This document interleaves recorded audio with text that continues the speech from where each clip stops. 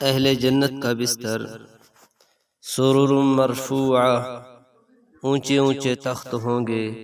व नमारिक़ मसफूफ़ा, और बराबर लगे हुए गदे यानी तकिए होंगे। व ज़राबिय्यु मबसूता, और सब तरफ कालीन ही कालीन पहले पड़े होंगे। अहले जहन्नुम का बिस्तर लहुम मिन जहन्नम मिहादुन व मिन फौक़िहिम गवाश, इनके लिए जहन्नुम का बिस्तर होगा और उनके ऊपर उसी का ओढ़ना होगा। इसलिए मेरे भाई दोस्तों, जन्नत और जहन्नुम ये दो बड़े बड़ी जगह हैं। एक अल्लाह का अज़ाब खाना है और एक अल्लाह का इनाम यानी मेहमान खाना है।